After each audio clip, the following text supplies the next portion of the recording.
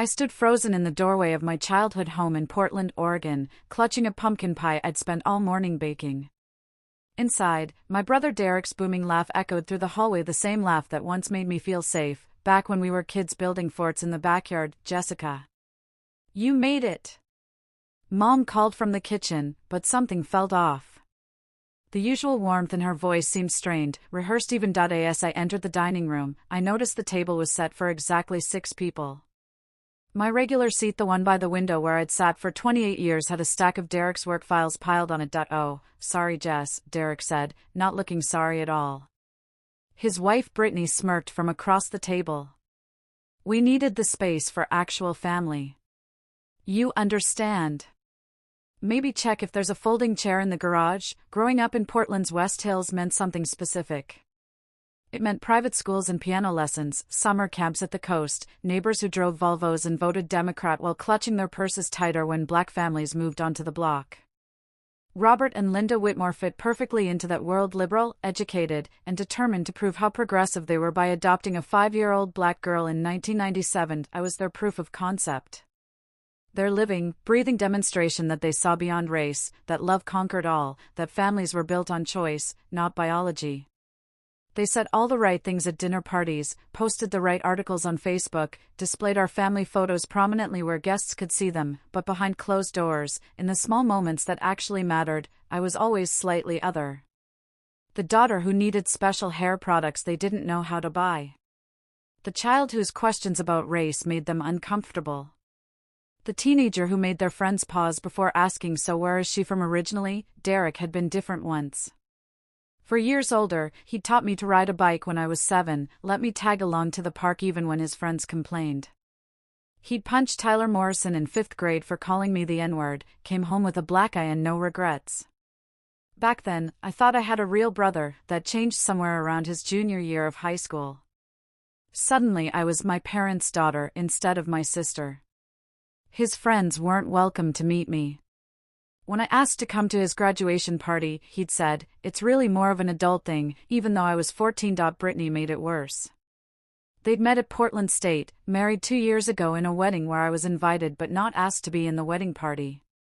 "We're keeping it small," Brittany had explained, though her 3 sorority sisters all made the cut. She had opinions about everything I did, always wrapped in concern that felt more like criticism. "Have you thought about wearing your hair straighter for client meetings? Maybe don't bring up the adoption on dates right away." I'd built a life anyway. A small studio apartment in Southeast Portland, a freelance graphic design business that paid the bills. Last month, I'd landed my biggest contract yet, a $50,000 branding project for a tech startup downtown.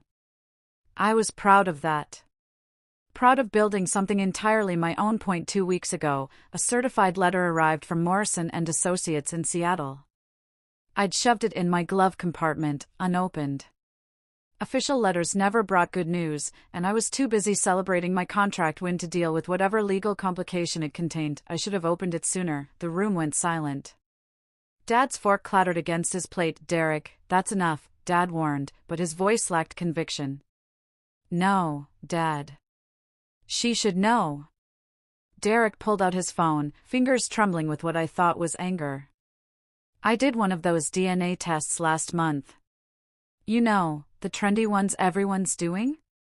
Thought it'd be fun to see our ancestry breakdown. My stomach dropped. Turns out, Jess, we don't share a single percentage point of DNA. Not one. Which means Mom and Dad have been lying to all of us for almost 3 decades. He slid an envelope across the table. "That's your share of the bills from the family vacation to Napa Valley last summer, the new roof on this house, and 18 years of Christmas gifts I apparently subsidized. Comes to $4,000. I expect payment by January." I looked at Mom, waiting for her to tell Derek he'd lost his mind. Instead, tears streamed down her face as she stared at her untouched turkey. "It's true," she whispered. "We were going to tell you. We just never found the right time." Dad shifted in his seat, suddenly fascinated by the pattern on his plate. No defense. No outrage at Derek's cruelty. Just guilty silence that confirmed everything. Brittany's smirk widened as she sipped her wine, clearly enjoying the show. I mean, Derek has a point, she said, voice dripping with false sweetness. It's only fair that everyone contributes equally to family expenses. We can't expect Derek to keep subsidizing someone who's not actually blood. The word blood hung in the air like a slap. I picked up the envelope with shaking hands. Inside was a typed invoice, itemized like I was a contractor who'd failed to pay for services rendered. Napa Valley Wine Country Trip, August 2024 $1,500 roof repairs and materials, March 2024 $1,800. Christmas gifts, 2006 to 2024, estimated $700 total due, $4,000 payment due, January 15, 2025. You kept receipts, I said, my voice barely above a whisper. I'm thorough, Derek replied. Always have been. Unlike some people who just take and take without ever contributing. Mom reached across the table toward me, but I pulled back. Jessica, sweetheart, you have to understand. We always planned to tell you both. The timing just never seemed right, and then years passed, and it felt easier to just lie? I finished. It felt easier to lie? We gave you a good life, Dad said, finding his voice finally. A better life than you would have had. That should count for something. A better life than I would have had. As if my existence before them was automatically worse. As if they'd rescued me from inevitable failure. I stood up, legs unsteady. The pumpkin pie sat untouched in the center of the table, golden and perfect, just like this family had always pretended to be. Don't bother coming back until you've paid what you owe this family, Derek called after me. I walked out without my coat, without saying goodbye, without looking back at the people who'd spent 23 years teaching me I was a debt they'd never quite settled. The room went silent. Dad's fork clattered against his plate. Derek, that's enough, Dad warned, but his voice lacked conviction. No, Dad. She should know. Derek pulled out his phone, fingers trembling with what I thought was anger. I did one of those DNA tests last month. You know, the trendy ones everyone's doing? Thought it'd be fun to see our ancestry breakdown. My stomach dropped. Turns out, Jess, we don't share a single percentage point of DNA. Not one. Which means Mom and Dad have been lying to all of us for almost 3 decades. He slid an envelope across the table. That's your share of the bills from the family vacation to Napa Valley last summer, the new roof on this house, and 18 years of Christmas gifts I apparently subsidized. Comes to $4,000. I expect payment by January. I looked at Mom, waiting for her to tell Derek he'd lost his mind. Instead, tears streamed down her face as she stared at her untouched turkey. It's true, she whispered. We were going to tell you. We just never found the right time. Dad shifted in his seat, suddenly fascinated by the pattern on his plate. Brittany's smirk widened as she sipped her wine, clearly enjoying the show. I picked up the envelope with shaking hands. Inside was a typed invoice, itemized like I was a contractor who'd failed to pay for services rendered. Napa Valley trip, $1,500. Roof repairs, $1,800. Christmas gifts, 2006 to 2024, $700. You kept receipts, I said, my voice barely above a whisper. I'm thorough, Derek replied. Always have been. Unlike some people who just take and take without ever contributing. Before I tell you what I discovered next, let me know where you're watching from and hit that subscribe button, because what happened after I left that house will show you exactly why blood doesn't always make you family. I stood up, legs unsteady. The pumpkin pie sat untouched in the center of the table, golden and perfect, just like this family had always pretended to be. I drove to Tanisha's apartment in northeast Portland, tears blurring the streetlights into watercolor smudges. She opened the door before I could knock, like she'd been waiting. Maybe she had been. Tanisha always knew when I needed her. He did it, I said, collapsing onto her couch. Derek actually did it. She handed me tea without asking, settling beside me. We'd been friends since 3rd grade, when she'd defended me against Tyler Morrison, who'd asked why my parents were white. Tanisha, even at 8 years old, had looked him dead in the eye and said, "Why is your face so ugly? Some questions don't deserve answers." Tell me everything, she said. Now that I did. The DNA test, the bill, the humiliation. When I finished, Tanisha was quiet for a long moment. I always suspected something was off about your adoption story, she finally said. The way your parents told it, it was always so sanitized.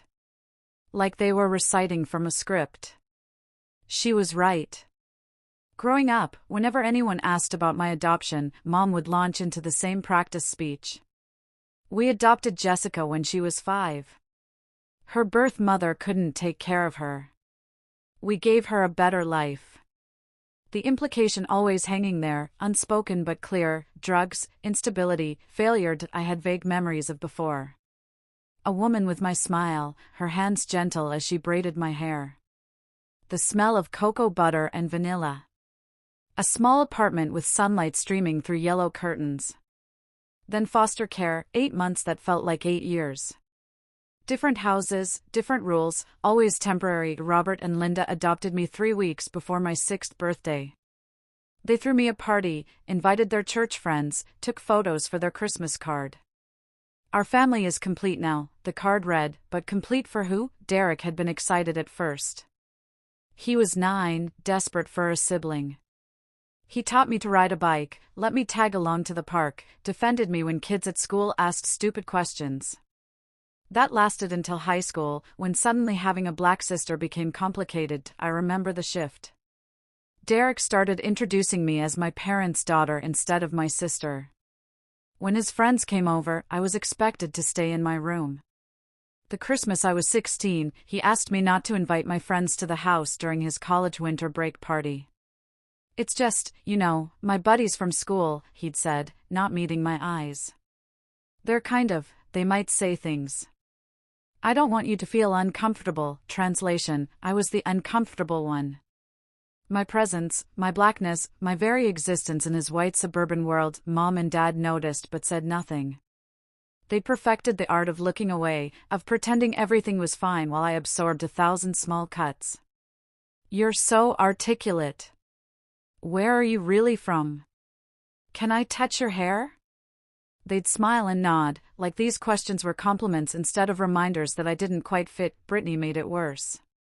She had opinions about everything, always wrapped in concern. Have you thought about straightening your hair for job interviews? Maybe don't mention the adoption on first dates. Derek's just trying to protect you from people who might not understand. Understand what? That I existed? There's something else, I told Tanisha, remembering the envelope I'd shoved in my glove compartment 2 weeks ago. I'd been avoiding it, that certified letter from Morrison and Associates law firm in Seattle. Official letters never brought good news. But now, sitting in Tanisha's living room with Derek's invoice still crumpled in my hand, I was done avoiding things. I retrieved it from my car. The envelope was thick, expensive paper. Inside were legal documents and a handwritten letter on cream stationery. Dear Ms. Richardson, Tanisha read aloud. I flinched at the name. Richardson, not Whitmore. We regret to inform you that your biological mother, Diane Richardson, passed away on October 28 after a brief battle with pancreatic cancer. My breath caught. I'd always known her name. Diane. Just Diane, floating somewhere in the abstract space of before. Tanisha continued reading. Ms. Richardson named you as the sole beneficiary of her estate. We need to meet with you at your earliest convenience to discuss the terms of her will and the transfer of assets, the letter went on, clinical and professional, but then Tanisha unfolded a second page. Different handwriting, shaky but deliberate. Jessica, Tanisha read, her voice softer now. I thought of you every single day for 23 years, the room tilted, they told me you'd have a better life. I was 19, trapped in a relationship I couldn't escape, working 2 jobs just to keep us both fed. I thought giving you to a family with money and stability was the right choice. The only choice. I thought I was saving you. Tanisha paused, glancing at me. I nodded for her to continue. I made them promise to send photos, to let me write to you. They stopped responding after the first year. I hired someone to check on you once, just to make sure you were okay. You were 7, playing in a backyard, smiling. I told myself that was enough. That you were happy. That I'd made the right choice. My eyes burned. I never married. Never had other children. I built a career in real estate, invested well, created something solid. I always thought maybe one day I'd find you, explain everything. But I was afraid you'd hate me for giving you away. When I got sick, I realized I was running out of time. I can't explain in person, but I can give you what I built. Everything I have is yours. I hope it helps. I hope you've had a good life. I hope you know you were loved, even from a distance.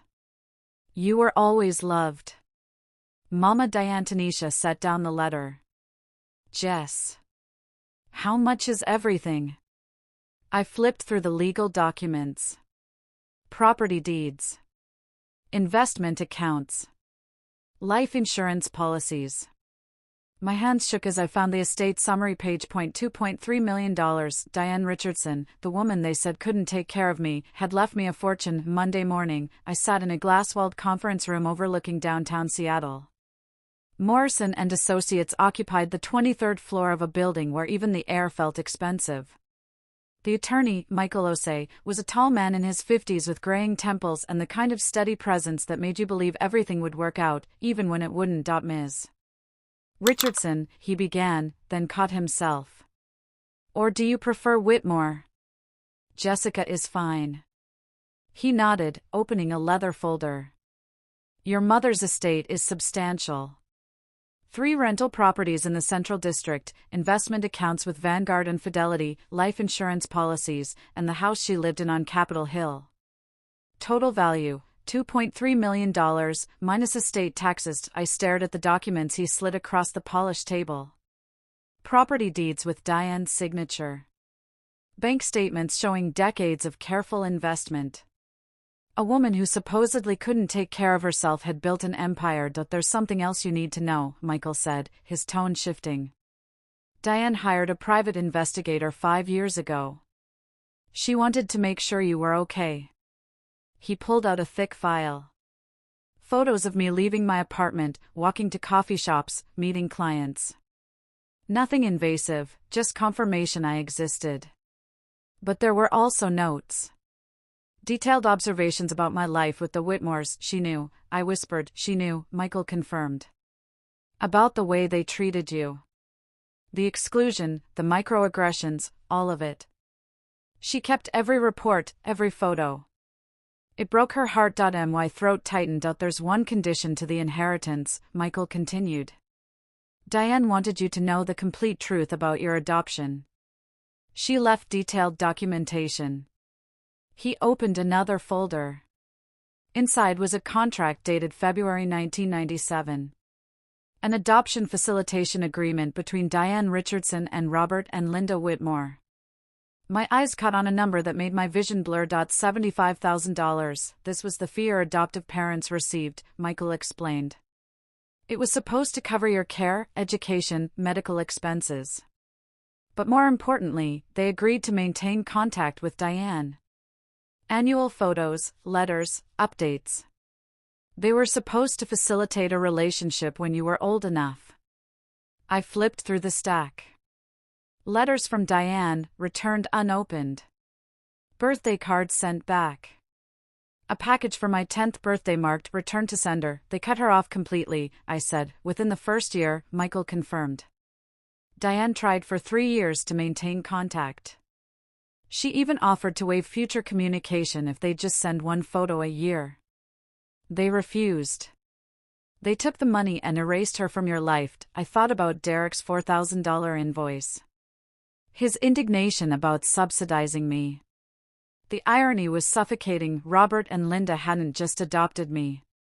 They'd profited from me, then spent 23 years making me feel like I owed them for the privilege. I spent the next week in Tanisha's guest room, unable to face my apartment. The walls felt too thin there, like Derek's voice could still reach me through the drywall, demanding payment for my existence. You need to talk to someone, Tanisha said on Wednesday, sliding a business card across the breakfast table. Dr. Yolanda Pierce, licensed therapist. She specializes in adoption trauma. Trust me. Dr. Pierce's office was in a converted house in northeast Portland, nothing like the sterile clinics I'd imagined. She let me cry for the first 15 minutes without saying a word, just handed me tissues and waited. They made money off you, she said finally. That's not just betrayal. That's exploitation. I told her about Derek's bill. About the DNA test reveal. About Diane's letters, returned unopened. What do you want to happen now? She asked. I'd been asking myself the same question. Revenge felt hollow. Making them hurt the way they'd hurt me wouldn't fix anything. But letting it go felt like betrayal, like telling that 5-year-old girl she didn't matter. I want the truth out, I said. I want them to see what they did. Back at Tanisha's place, I did more research. Adoption tax credits in 1997 were substantial. Federal and state combined, Robert and Linda could have claimed nearly $20,000. I found records of subsidy payments for special needs adoption, a category I qualified for simply by being older than 2 and a different race than my adoptive parents. They'd received money from Diane. Money from the government. Money from tax breaks. Meanwhile, I'd worked 3 jobs to pay for community college because they said they couldn't afford to help. Derek's $4,000 was an insult. But not in the way he thought. I called Michael Osei. I need you to send a letter to my family. Not threatening, just factual. Everything we discussed. I'm calling a meeting for Saturday. Are you sure you're ready for this? He asked. I've been ready my whole life. I just didn't know it yet. Saturday afternoon, I pulled up to the house on Maple Street. The same beige siding, the same manicured lawn, the same wreath on the door that Mom replaced seasonally. November meant autumn leaves and tiny pumpkins. Everything perfect on the surface. Derek's truck was already in the driveway. So was Brittany's white SUV. I walked in without knocking. I'd spent 23 years asking permission to exist in this house. Not today. They were in the living room. Mom perched on the edge of the couch, twisting a tissue. Dad stood by the fireplace, arms crossed. Derek sat in the armchair, Brittany beside him on the ottoman. They all turned when I entered. Did you bring a check? Derek asked immediately. I pulled an envelope from my bag. I brought something better. The truth. I set Michael Osei's documentation on the coffee table. 3 folders, each labeled. Derek reached for the first one before I could stop him. What is this? He flipped it open. His face went pale as he scanned the adoption facilitation agreement. $75,000, I said calmly. That's what Mom and Dad received when they adopted me. From my birth mother, Diane Richardson, who died 3 weeks ago and left me everything she had. $2.3 million. Mom made a small noise, like air escaping a balloon. That's not. Dad started. It's all documented, I interrupted. Signed contracts. Bank transfers. Tax returns showing the credits you claimed. Subsidy payments for a special needs adoption because I was 5 and black. Derek was still reading, his finger tracing the lines of the contract. You were supposed to send her photos. Letters. It says here you agreed to maintain contact. We thought it was better. Mom tried. Better for who? My voice cracked. You took her money and erased her from my life. She tried for 3 years to stay connected. You returned every letter, every gift, every attempt she made. I pulled out the second folder. These are the letters. Unopened. Birthday cards for my 6th, 7th, 8th birthdays. A Christmas package when I was 10. All returned. Brittany leaned forward, reading over Derek's shoulder. For once, she wasn't smirking. Derek, I said, turning to my brother. You wanted $4,000 for family expenses. Here. I pulled out my checkbook, wrote the check right there, and handed it to him. His hand shook as he took it. This covers my portion of vacations and roofs and Christmas gifts, I continued. Now let me tell you what you actually owe me. I counted on my fingers. 23 years of making me feel like I didn't belong. Of introducing me as my parents' daughter instead of your sister. Of asking me to hide when your friends came over. Of treating my existence like a burden you had to carry. Derek's jaw clenched. Just 23 years of microaggressions I was supposed to smile through. Of relatives asking if I was grateful for being rescued. Of watching you get college paid for while I took out loans because they couldn't afford to help me. Turns out they could. They just chose not to, Dad stepped forward. We gave you a home, you sold me a home, I corrected. For $75,000 plus tax benefits plus government subsidies. You profited from my trauma and then made me feel like I owed you for it. The room was silent except for Mom's crying. I'm not here for revenge, I said, surprised by how steady my voice sounded. I'm here to establish boundaries. No contact until you're willing to do real work. Therapy, all of you. Michael Osei has recommendations. I'll pay for it because clearly money is important to this family. I picked up my bag. You taught me I didn't belong here. Thank you for that. It freed me to build something real somewhere else. Derek stood up. Jessica, wait, but I was already walking out, leaving the check on the table behind me. For $1,000 for 23 years of pain. They'd gotten off cheap. The house on Capitol Hill still smelled like Diane. Cocoa butter and vanilla, the same scent from my earliest memories. I'd moved to Seattle in January, unable to stay in Portland where every street corner reminded me of people who'd made me feel small. Diane's house became mine, though I changed almost nothing. Her books still lined the shelves, spines cracked from reading. Her kitchen table, scarred from years of use, became my workspace. Photos of me covered an entire wall in her bedroom, school pictures I never knew she had, newspaper clippings from my community college graduation, a printout of my first freelance client announcement on LinkedIn. She'd been watching. Always watching. Proud from a distance she never chose, I found her journals in a cedar chest at the foot of her bed. 43 notebooks, one for each year since she'd placed me for adoption. The entries were sporadic at first, then more frequent. Jessica turned 7 today. The investigator sent a photo. She's missing her 2 front teeth. She looks happy. I hope she is.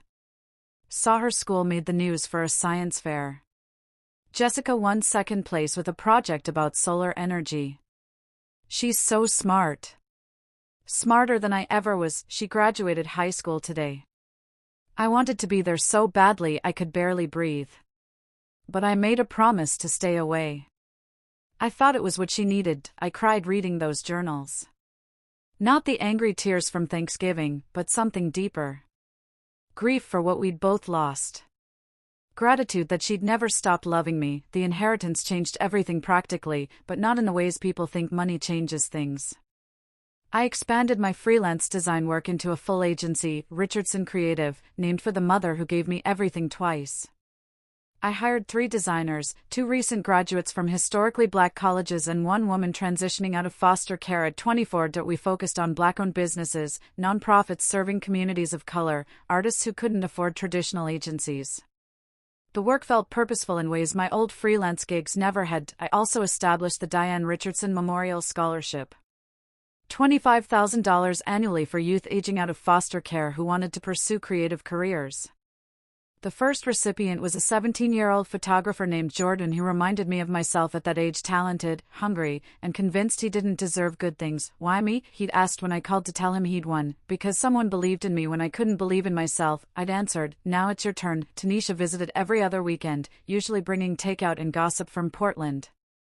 She'd become the agency's unofficial consultant, helping us navigate nonprofit contracts and community partnerships. You're different here, she observed one Friday night as we sat on Diane's porch watching the sunset.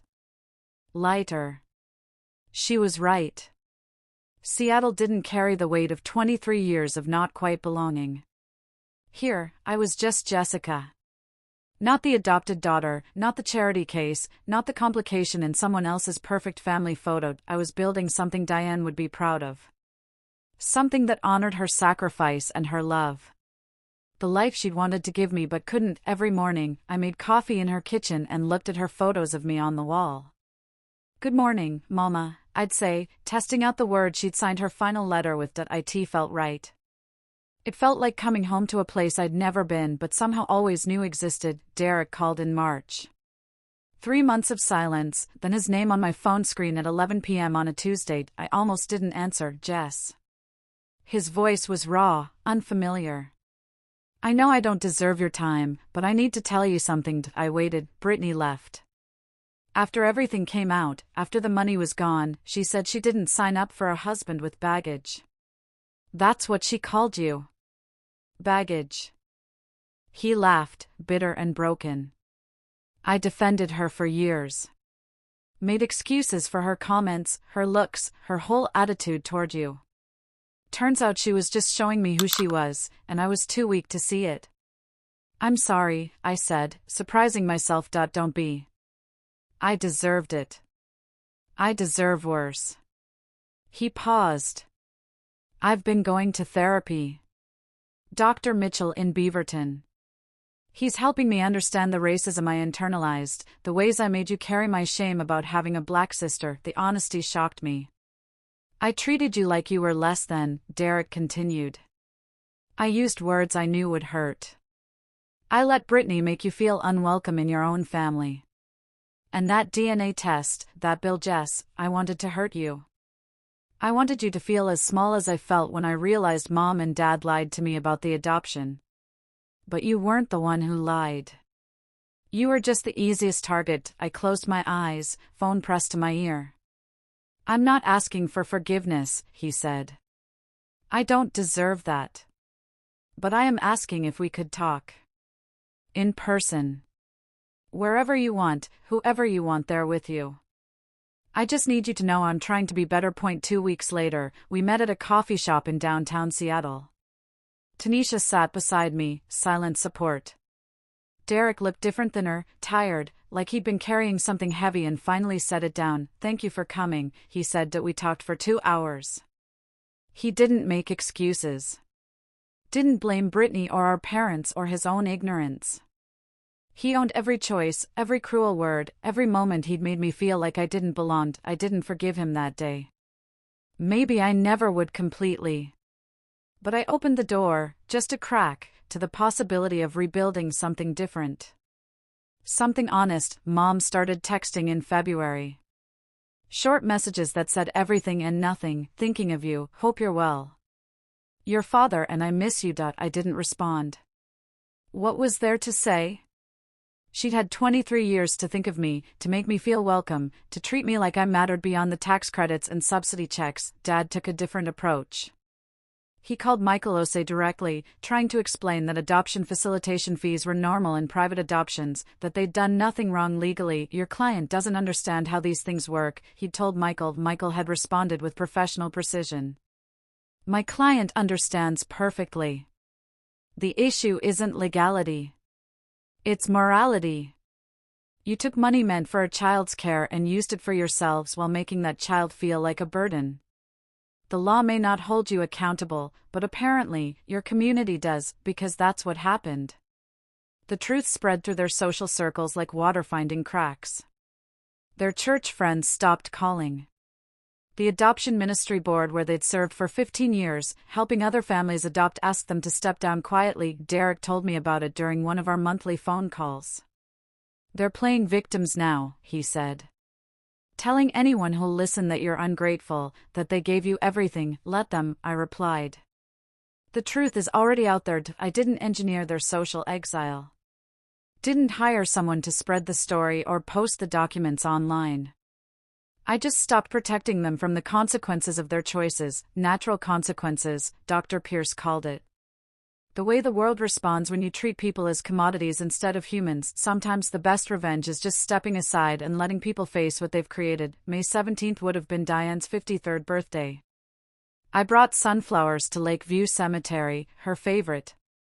The headstone was simple, Diane Marie Richardson, 1972 to 2024, beloved mother. I'd added those last 2 words. Hey, Mama, I said, settling onto the grass beside her.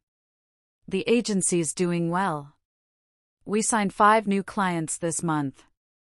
Jordan's photography is getting attention from galleries. You'd like him. The wind rustled through the trees, warm and gentle. I thought I was fighting for a seat at their table, I continued. Spent 23 years trying to earn a place that should have been mine by default. Turns out I needed to build my own table. With people who chose me deliberately, not people who profited from me accidentally. My phone buzzed. A photo from Tanisha, her, Michael Osei, my 3 designers, and Derek awkward but trying all gathered at the agency for our monthly team dinner. My new family. Chosen, intentional, real. Derek taught me I don't belong in spaces that merely tolerate me, I whispered. You taught me I belong wherever I choose to plant myself. Thank you for choosing me first. The sunflowers glowed gold in the late afternoon light. If you've ever been made to feel like you don't belong in your own family, drop a comment about how you built your own table. Sometimes the people who should love us unconditionally are the ones who make us beg for scraps. Subscribe to Revenge with Jessica for more stories about finding family in unexpected places, and remember, the people who make you pay for their acceptance don't deserve a seat at your feast. You're not the problem. You never were. You're just finally free to build something real. Like this video if Jessica's story resonated with you, and share it with someone who needs to hear they deserve better.